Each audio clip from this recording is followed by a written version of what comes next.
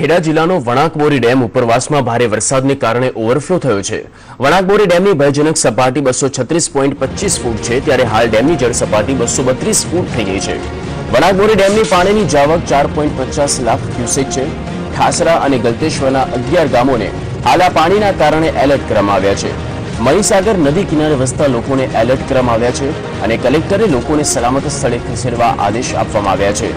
ઉલ્લેખનીય છે કે હાલમાં ઉપરવાસમાં થયેલા વરસાદના પગલે ખેડા અને આસપાસના જિલ્લાઓમાં પૂરની પરિસ્થિતિના એંધાણની શક્યતા સેવાઈ રહી છે। સાથે જ વણાકબોરી ડેમ પર કલેક્ટર નજર રાખી રહ્યા છે। અસરગ્રસ્ત ગામના તલાટી સરપંચને કલેક્ટરે ગામમાં હાજર રહેવા આદેશ કર્યો છે।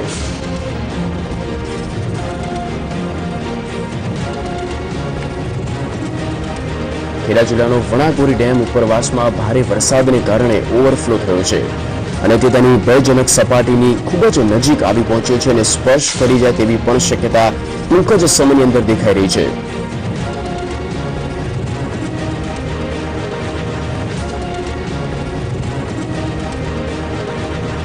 આ સાથે જ Kheda collector Kuldeep Arya phone line પર જોડાઈ ગયા છે। ખૂબ ખૂબ સ્વાગત છે સર આપનું સંદેશ ન્યૂઝમાં। જે પ્રમાણે ખેડા જિલ્લાનો વણાકબોરી ડેમ ઉપરવાસના વરસાદને કારણે ઓવરફ્લો થવાની શક્યતા છે, કારણ કે માત્ર 6 ફૂટ જ દેખાઈ રહ્યું છે અંતર।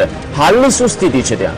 જી અમને એસડીએમઆઈટી પાસેથી જો મેસેજ મળ્યો છે એના પ્રમાણે 4 લાખ ક્યુસેક પાણી છોડવામાં આવ્યો છે અને અત્યારે 5,25,000 ક્યુસેક પાણી 12 વાગ્યા સુધી છોડ્યો છે એવો મેસેજ મળ્યો છે। મેં આરએસી ત્યાં સ્થળ ઉપર મોકલ્યા છે। ગલતેશ્વર અને ઠાસરાના 7 ગામો મારા પ્રભાવિત થવાની શક્યતા છે, પણ અત્યાર સુધી કોઈ અનટુવાર્ડ ઇન્સિડન્ટની ખબર અમને મળી નથી। કોઈ લોકોનું સ્થાનાંતરણ કરાવ્યું હોય કે કોઈ એવું પણ જરૂર પડી નથી।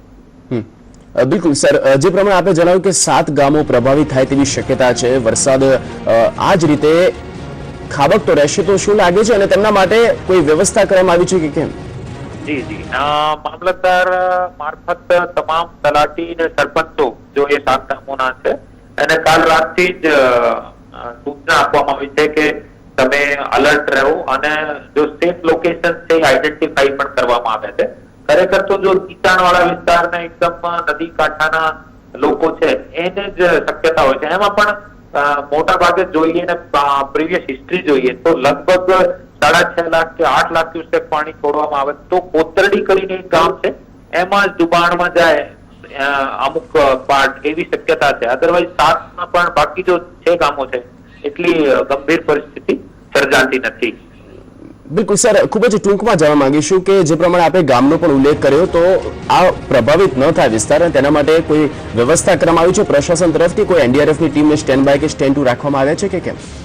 એના માટે સેફ લોકેશન આઈડેન્ટિફાઈ પહેલાથી જ કરવામાં આવેલી છે। એ પ્રી મોન્સૂન એક્ટિવિટીના ભાગરૂપે આપણે કરતા હોઈએ છીએ। એમાં જેમ કે ઊંચાણવાળા વિસ્તારમાં સ્કૂલ છે કે કોઈ બીજી સરકારી બિલ્ડિંગ છે એવી અમે આઈડેન્ટિફાઈ કરેલી છે।